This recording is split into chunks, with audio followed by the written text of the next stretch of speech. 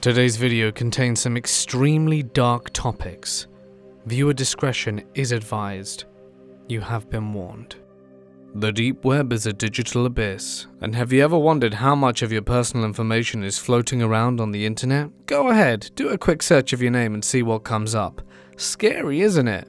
To know your private info is out there for sale to the highest bidder? Data brokers sell your info to scammers, your full name, email, even your health records. But even in the darkest corners of the web, there is some hope.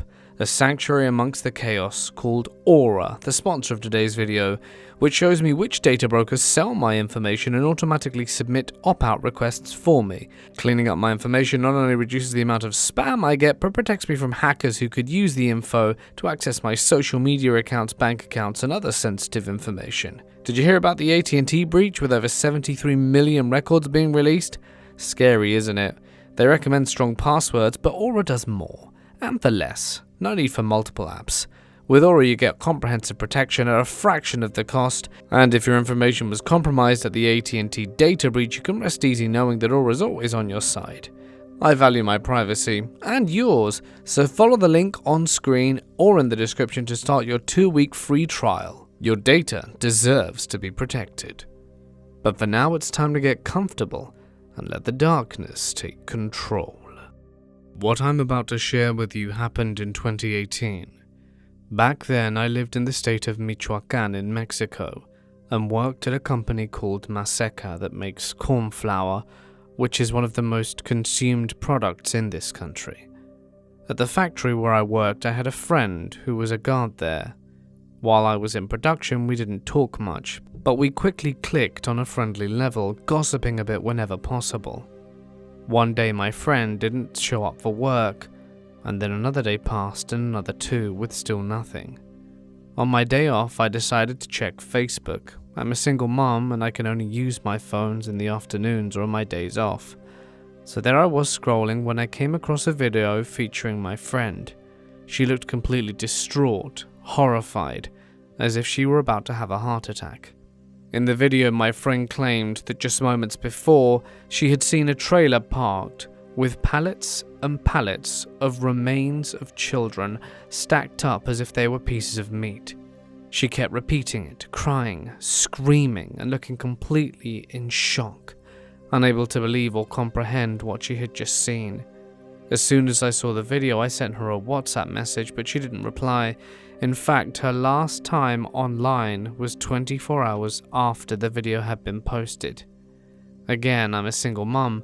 I didn't have all that much time to use my phone, which is why I didn't bother messaging her the first few days she wasn't at work. For all I knew, maybe she was on holiday. My friend had a 9-year-old son and a 12-year-old daughter. She was a single mum just like me.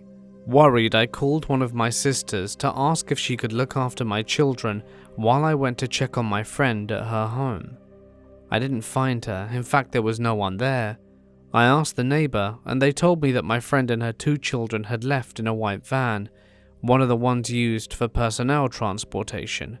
It arrived one night and the 3 of them had gotten on and left. Everything was very strange.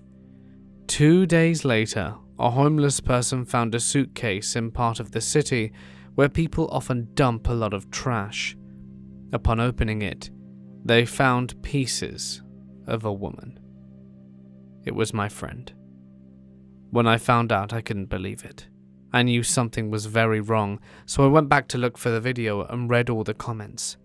Many people had posted from the first day that the video was uploaded, "Poor woman, now they're going to take her and end her. She should have just gone home. She saw something she wasn't supposed to see, and she's not gonna make it." But definitely the comment that chilled my blood was one that read something like, "I hope she doesn't have any children, because for being nosy they'll do to her children the same thing they did to these." That comment generated about 200 replies, and I read them all. What people were saying in those replies is that what my friend had seen was very likely one of the transportation units that are of the service of the people who operate within the dark web. According to people, every day trucks like that would go through every major city in the country collecting bodies of those who had been sold in auction on the dark web. Until that moment, I had never heard anything like this. But from what I could read among the comments, people with a certain economic status would rent children over the internet for their own entertainment. They were treated like worthless pieces of meat. No one was looking out for them because, according to the people, many of them were sold by their own parents to traffickers on the dark web itself. When I finished reading more than 2,000 comments and replies, I sorted them to show the most recent ones, and they were already people commenting that the woman in the video, meaning my friend, had been found in the suitcase. Of course, just as there were many people saying they believed in what my friend said, there were also many people saying that my friend was saying those things because she was surely under the effect of some drug, which obviously wasn't true. She had no vices and didn't even smoke. Moreover, if what my friend said in the video wasn't true, then why did this happen to her? What happened to my friend was unsurprisingly not covered in the news at all, which I find strange because here in Mexico there's a very large feminist movement. Every time a woman is killed, it makes headlines, as historically there's been a very big problem here with men killing women. That's why it seemed a bit too suspicious to me that no media outlet had been covering it. I mean, some showed the video, but no one ever said anything about my friend dying. Of course, I believe that if my friend says she saw a trailer full of the remains of children, then if she said it, I believe her, just as many others did. But there's still one thing: even though it was never known who did it to my friend, at least it was known what happened to her. Her body was found, but her son and daughter, nothing more was known. And what terrified me, just as I read in one of the comments in the video, the idea that the same people who did that to my friend may have taken her children, and with who knows what intent. I used to be a part of a shady organization that operated on the dark web, and even though I feel immense guilt for my contribution, it does not absolve me. For context, 5 years ago, I was just an ordinary person with a normal job. I worked at a government hospital as a nurse in my country. There was this doctor there, and no one understood why he worked there. I mean, the guy was a prominent figure. He'd given lectures in several countries, had an outstanding curriculum, and before coming to work at this hospital, he'd worked at the most prestigious private hospital in the country. And then, all of a sudden, he quits that extremely well-paying job and started working in this government-run one, which wasn't even the best hospital in the state, but it was certainly the largest, just not the best, which made it really odd. Of course, none of us questioned this at the time. For my part, at the time I needed a lot of money, so whenever someone wanted to skip work or didn't want to do their shift, I was always the first to volunteer to cover for them for some cash. Everyone at the hospital knew that as long as there was money involved, I was willing to do whatever. So on one occasion, this doctor called me. I'd never actually spoken to him before, so it was odd that he wanted to see me. He invited me out to lunch and we went to a restaurant where it was just us and the workers, no other customers there. At the time I didn't know, but I got the impression that the doctor knew everyone who worked within the restaurant. For half an hour he asked me questions about myself and my family, especially wanting to know if I had any debt or expenses, and he also asked how much money I'd need to earn per month to not worry about anything else. Odd questions for a perfect stranger, and I can't remember the figure I gave him, but I do remember that after I told him, he said something that would change everything. What would you be willing to do if I paid you triple that amount? He said that in a somewhat ominous tone, but if there's one thing my dad taught me, is that you should never pass up an opportunity, as it might not come back around. So I told him I'd do just about anything. He said, "Look, I have arrangements with 2 doctors and several nurses. I also had someone in the morgue, but they moved to another hospital. I know you don't work in the morgue, but I know you get on well with people there, and you can move around without attracting attention." This is when I realized things were heading in a dark direction, but I kept on listening. Let me explain. These two doctors only work with the nurses who are in on it. When one of the doctors is attending a birth and the babies are stillborn, one of the nurses goes to inform the other doctor, while another takes the baby to the morgue. Then the other doctor attends a delivery assisted by trusted nurses, and together they manage to convince the woman that her baby was born still, and take it to the morgue too. And that's when you come in. At that moment I swallowed hard. What I need you to do is to duplicate the records. That is, the dead baby should have two files, one for the mother whose baby was indeed born stillborn, and another for the mother who was informed her baby was born that way. What I had just heard was so murky I couldn't process it. My brain automatically thought of a question, and I asked the doctor. He ignored it. The nurses will coordinate both families so you show the same corpse to both families without them suspecting anything. What happens after the body is handed over isn't your concern. Your concern is that as soon as both families have seen the baby, you're going to take out the baby that was born alive and take it through the back of the morgue where the same black van with tinted windows will always be waiting for you. They'll open up the trunk, you'll place the baby there, you'll turn back around and go back to the hospital and do whatever. I'd never heard of anything so illegal in my life. I looked at the doctor and apologized, but everyone had to look out for themselves, and I told the doctor I needed to know exactly what I was getting into before I agreed. I said I was already 1 foot in. As long as he paid the amount he mentioned, it was fine, but I wanted to know all the risks. The doctor looked at me intensely, very seriously, and said, "When I was at the other hospital, on a slow month I made $3,000. If I move to this second-rate hospital, it's because the business is making a lot of money. I sell them on the black market online. I don't know what they use them for, and to be honest, I don't care.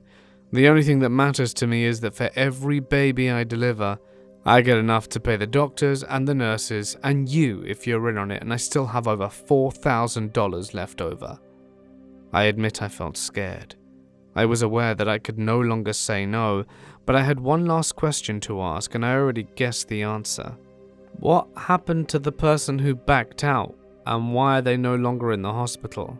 He looked at me and said, "That's right. Once you're in this, the only way out is death. It's too good to have loose ends." Feeling really nervous like never before in my life, I took the last sip of my soda and told him I was in. And that's how I started working. I didn't work directly on the dark web per se, but the doctor did, and I worked for him, so by extension, I was involved. When I had to do it for the first time, I felt like crying, but after handing the baby over, at the end of my shift, the doctor discreetly gave me $300, which made the guilt disappear. I hate to say this, and I'm sorry it offends anyone, but over time I got used to my job. This baby thing wasn't every day, but there was a month where I made $650. Sometimes they even asked me to just pass over the babies who had already died, and those paid half. Everything went to hell a year ago though. I walked out of the morgue to deliver a baby who had passed away. It was a normal delivery, the usual van was out there, but suddenly shots were fired. The van sped off, and out of nowhere I was surrounded and shoved into a white car, gagged and beaten for 3 hours, until we stopped at a house. They pulled me out of the car, took me into the house and tied me to a chair, and did things to me that I'd rather not repeat or relive. After they finished, they left me alone for 2 days, with no food or water. Then a person introduced themselves as an agent from the cyber police of my country, and told me that I had 2 options. The first was to cooperate, and the second was to let me go. Obviously, the doctor would find out I had been detained by them, and someone would be sent to finish me. And well, I'm still alive. The police in my country still have a use for me, but I'm concerned that by the time my usefulness has ended, my life will be over. This happened a number of years ago, when I was still quite young, and the internet was in its infancy. I'd started using the dark web for my drugs. I'd grown quite partial to weed in high school and began experimenting while in college. Now, my suppliers weren't always that reliable, and their prices not very negotiable, so I turned to the internet to find people that suited my budget, and find them I did. We had interesting arrangements, like them sending stuff in the mail and hiding them in small packages, stuff like Bibles, etc. It was all very interesting. But then one day, the regular seller that I had been dealing with for the past 3 months told me that he was going to be in the area and he could do a big drop if I was interested. Now, this did interest me, as I'd been up in my consumption quite frequently for the past few months. He told me that I'd have to meet him in a specific place and bring the large amount that would cost this big dump. I was ecstatic. I was getting a really great deal. What was going to cost me usually about $1,000 in drugs, I was going to get for $500. Now that is a good deal. I told him that would be perfect, and he offered to meet me at my place, but I said no, why don't we meet somewhere nearby? And he volunteered a nearby park that was about 3 blocks from where I was staying. We agreed to meet at 2 a.m, as there'll be no one around at that hour, and under the cover of the trees no one will ever know, and we'll go our separate ways and our business would be concluded until it will resume postally. The day came around that the deal was going to go down. I was starting to regret inviting him to do the deal with me on that day. It was only then that I realized I knew nothing about this guy.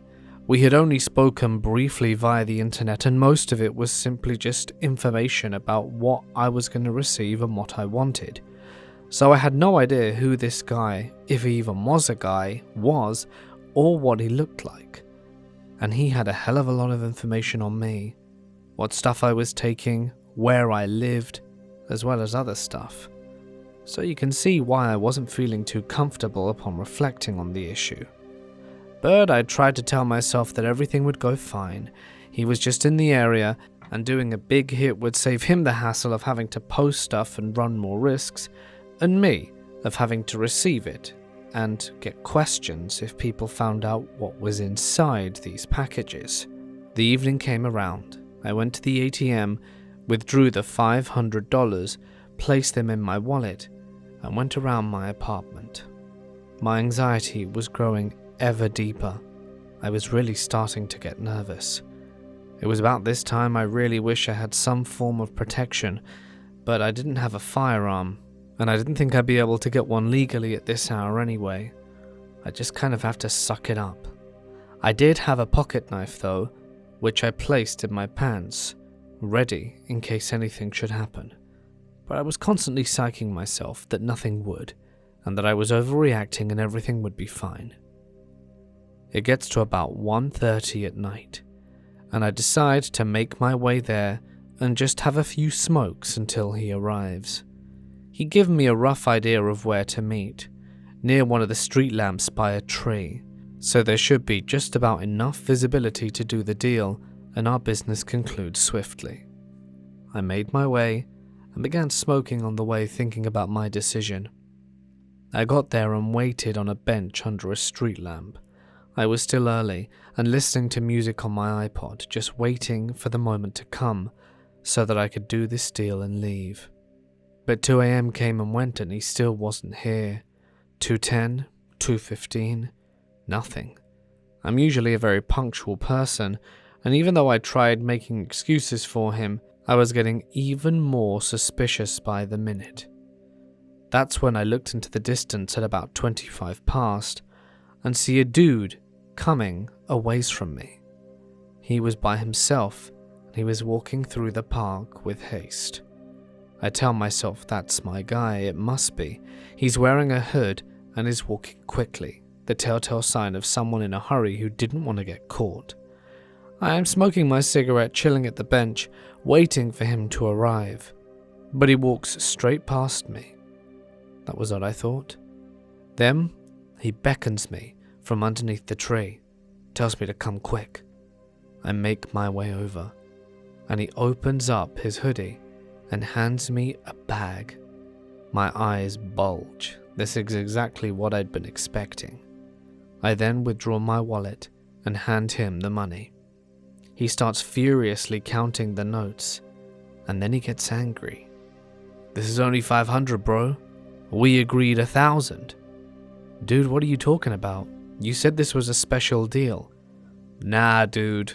The price is a K. Hand over the money or get lost." I look at him in astonishment. I tell him that there's no way I'm going to be able to get the rest of that money anytime soon, and that if he wants he can just sell me half. That's when he gets aggressive. "I can't believe you wasted my time, bro." And that's when I hear the gun click. It wasn't him. Someone had come from behind me and was now pressing the barrel of a pistol into my back. "Why didn't you have the whole amount, bro?" said a much deeper voice behind me. I just about crapped myself as I hear someone else walking from another direction approaching us, this time slowly. "Should have brought all the money, dude," was all that he said, before I blacked out.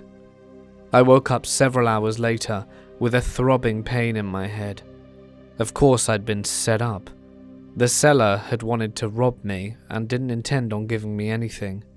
The bag was actually by my feet. It turns out that there was nothing in it, just paracetamol. Go figure. I made it home feeling like an absolute chump who'd just been mugged and there was nothing I could do about it. I just lost $500 and was feeling very sorry for myself, the idiot that I was.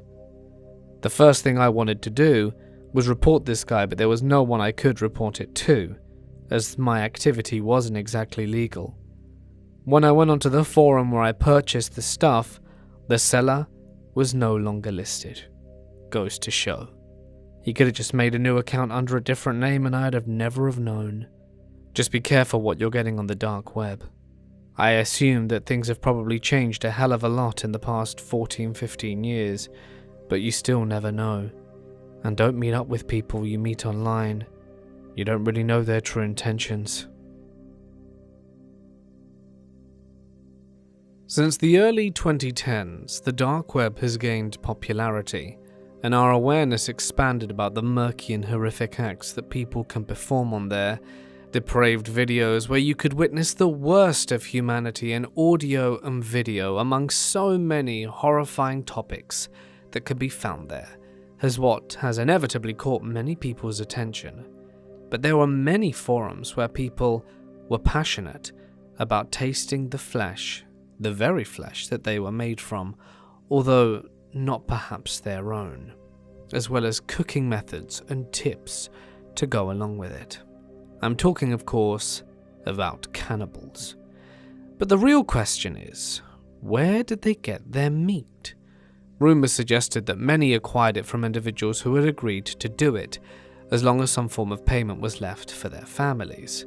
There were also videos, especially one or two where it was mentioned, that someone with these tastes was seeking volunteers through email, and it appeared that there are various people on various internet sites who had a fantasy to be consumed.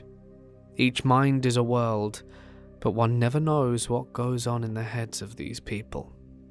Anyway, at the same time, one might think this only happens in remote countries where such practices can be carried out without much legal trouble, but it's actually closer to the home than many of us think. Now, while Mexico is not a first world country, it's neither Cuba nor Eastern Europe, so although Mexico being a country larger than the entire European Union put together, logically it must have cities where very illegal activities can be carried out. What I'm about to tell you did not happen in a rural village, no. It happened in Nuevo Laredo, a city that borders the US.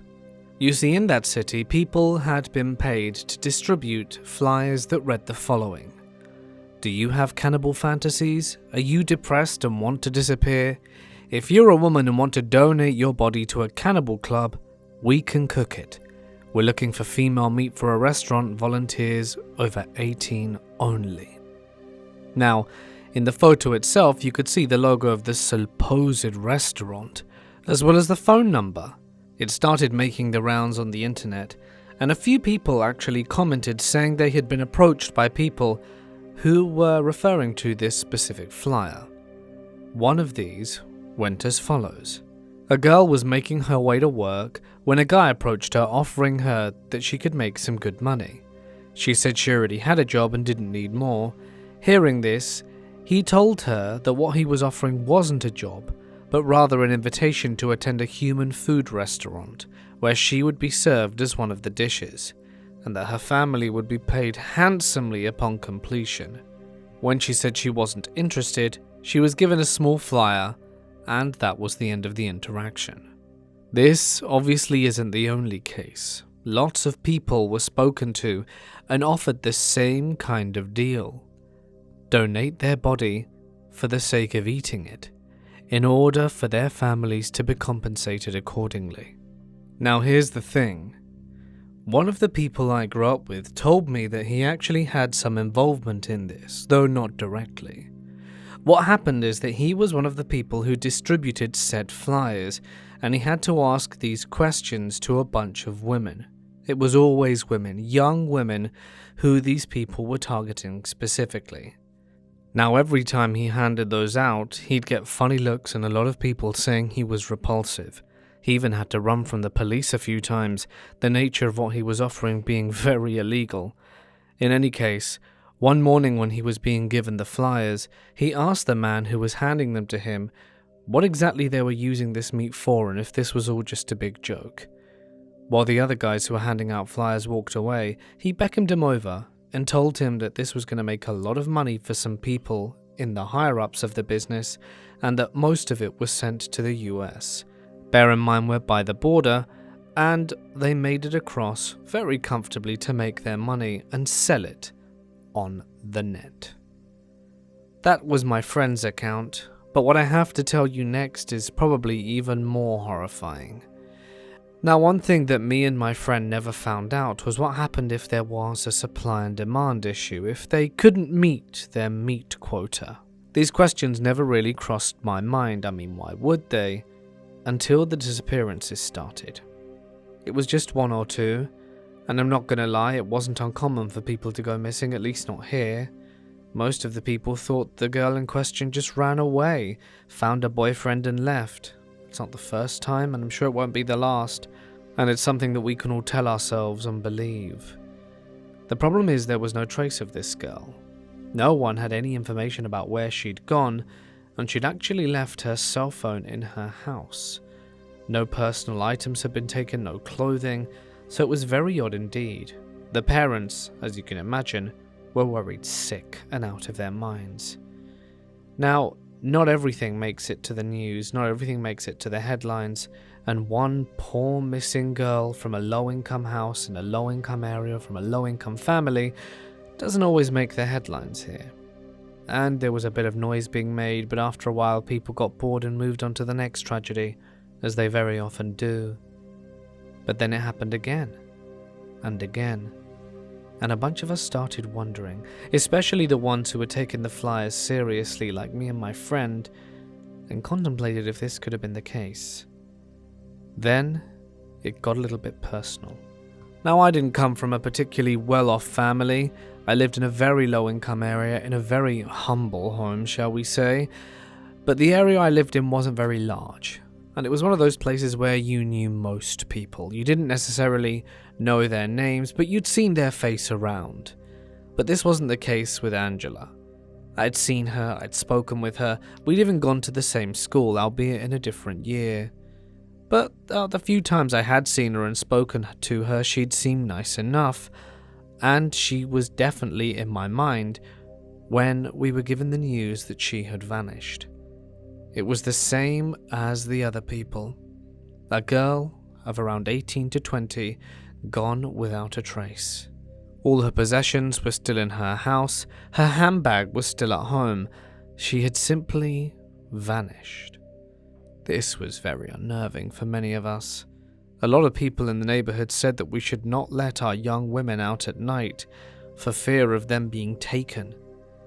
It was around that time that my friend proposed to me an idea that it could have been the people from the flyer who were actually not meeting their quota and taking people from an impoverished area to meet their demands. Now, I can't say for sure. No one was ever found, no one was ever tried, and quite honest and depressingly, nothing ever came of it. It's been 14 years since I've last seen Angela, and no one has heard heads or tails from her. And not long after the disappearances, the people handing out flyers all but vanished. My friend lost his job, as informal as it was, and the people who were looking for subjects to eat were gone. That's the strange part. Was it all a coincidence? An elaborate hoax? I don't think so.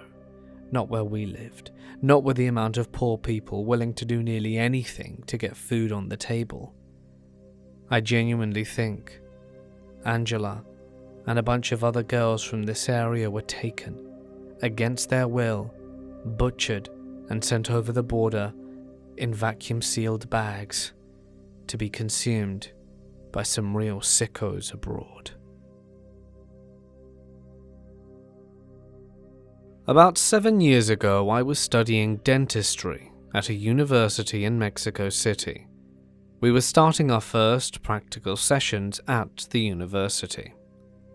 One thing I need to make abundantly clear, which is crucial to understanding this story, is that studying at some of the top public universities in the country located in the capital costs less than $1 for the entire course, covering all the semester.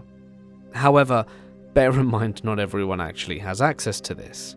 In order to actually be entered here, you have to be among the top candidates in your field for that year in order to get in and capitalize on these amazing discounted costs. Anyway, so each semester would add up to about 10 cents. At least that was the case when I was studying. But on the flip side, it took me over 2 hours of public transport every day to get home and back to the university, which obviously incurs a cost itself, and the materials needed for assignments, which is the foundation of this story. Now, in a field like dentistry, which I studied, the person who graduates with the best knowledge is the one who performs the best during the practical sessions.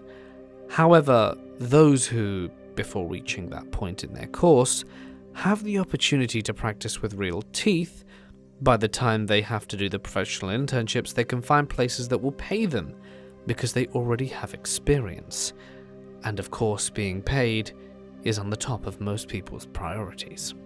And this, my friends, is where things start to get tricky. To learn, one has to make mistakes and learn from them, because knowing what you did wrong helps you do things right. And obviously one can't experiment with people's dentures willy-nilly. You must practice with teeth donated from the dead. I understand that perhaps in private universities or universities in other countries they have access to fantastic artificial teeth made from very similar materials to real teeth. But the truth is that a public university in Mexico isn't going to cut it with these amazing facilities. So it's quite difficult. Now, it's also true that medical students do receive donations of human parts from the government and other places, but bear in mind the supplies are limited and only a select few people get access to these donations. Nepotism is often a factor here. So everyone else, if we really wanted to learn more and quicker and, get a head in, or a foot in the door as you might say, need to get access to human teeth by any means necessary. Whether it means being the tooth fairy and receiving the local kid's teeth, etc., etc., although preferably adult teeth are far better. Now, I know that in recent years there has been talk of teachers telling students how to obtain materials from external sources. Honestly, at least in my case, none of the teachers told me. They simply said, if you're interested, find a way to get them on your own. However, I had friends studying in other medical courses at different universities who had teachers who had given them tips on how to acquire materials. So I called a friend and told him I needed human teeth. Now, in order to really appreciate the context of this story, I am going to have to give a little bit of cultural information here. I doubt very much most of you people listening are actually from Mexico, and if you are, you probably already know what I'm talking about. But Mexico has an issue right now. You see, with a place that is just so full of people, and many of these people being quite poor, you get a lot of grave digging. People going around graveyards and removing human remains for sale.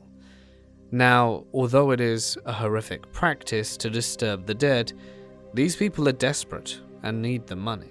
With the advent of the internet, you can find people selling these things on the dark web. Now, it actually has become more of an issue here because a lot of people are starting to do it. There's just no respect for the dead when you're poor, and teeth and bones sell. You can imagine what kind of people would be willing to buy it, but of course buying it to practice dentistry on isn't as nefarious as other reasons, although that doesn't necessarily justify the purchase or the exhumation of the corpse in doing so. There are people who buy these things on the dark web for much more nefarious purposes, the main one being Santeria, which is a bit of an issue in Mexico. People buy the remains of various individuals to perform rituals on, and if you don't believe me, look it up and be horrified for yourself. But back to this story. I called a friend and told him that I needed human teeth, and he gave me the contact of a person who, let's say, my reliable friend, assured me could get me whatever I asked for, but it wouldn't be cheap. The person had gotten in touch with this person through the dark web, obviously. Turns out my friend had another friend who was good at navigating and such, and managed to do it relatively safely, and that's how they found this seller. I mentioned to him that I heard you could make purchases through Facebook, and he said it was safer with someone trustworthy because you never know if the police put up those posts on Facebook to try and nip you, or possible scammers. So that's why we turned to the dark web. When speaking with the seller, I told him I needed teeth, and asked how specific I could be with my request. The seller told me that really depended on what I was willing to pay. He could get me anything. He said for the right price he could get me the full skull of anyone buried in any cemetery in the country. All I needed to do was give him a name, and he would gather the material. Well, then bear in mind, an expedition like this would be far too expensive for me, as the price was quoted. But what really creeped me out was when he said that if I needed something fresher, he could get material for a morgue, or fresher still, procure material directly from a hospital. It was pretty clear that this person was involved in something very dubious indeed. I didn't want to ask too many questions, so I requested what I needed for university. Some healthy teeth, some other teeth with specific conditions like cavities, decayed molars, yellow teeth, even baby teeth, wisdom teeth, and dental implants. A whole catalogue for my collection. After finishing listing my order, the seller told me that what I needed was quite easy to obtain, mostly because even though I had ordered about 34 dental pieces, they were all individual pieces and not a full set of dentures, so it wasn't that expensive. Yes, more expensive than perhaps buying through Facebook, but not by much, and I paid $250 for all those pieces. We agreed on a place for the exchange, and after about 24 hours that I'd placed the order, we met. This person was dressed as ordinarily as possible, and nothing stood out.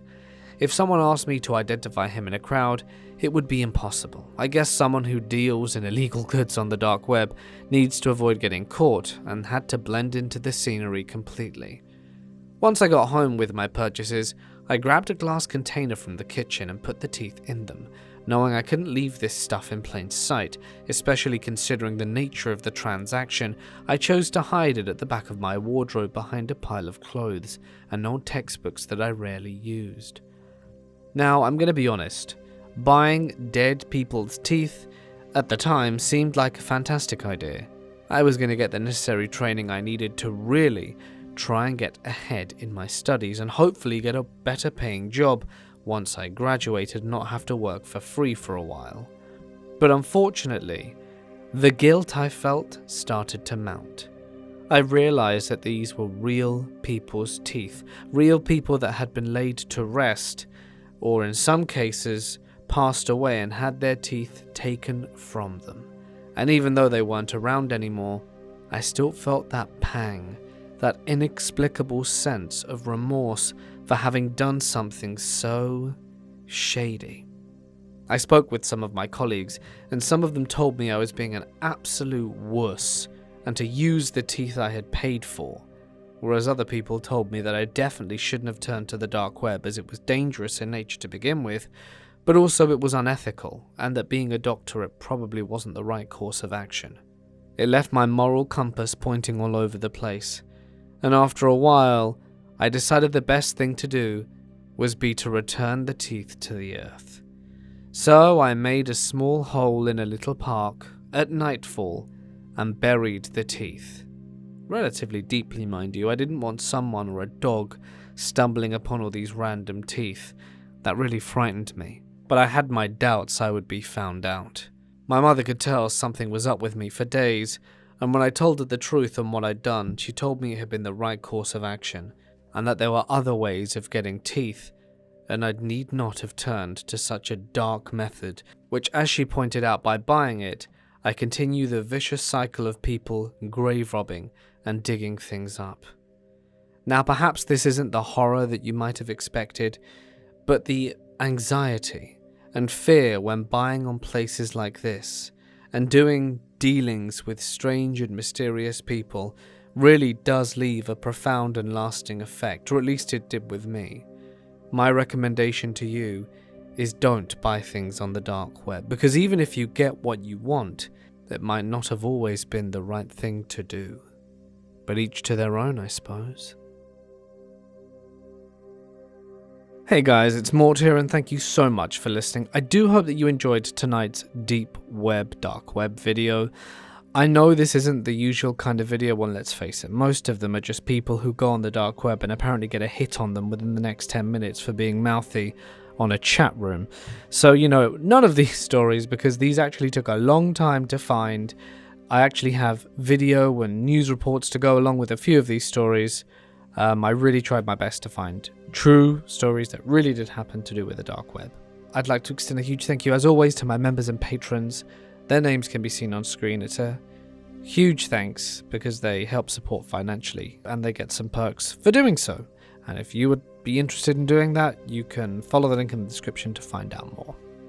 But that's it from me today, guys. Hopefully, I'll see you soon. But until then, stay awesome.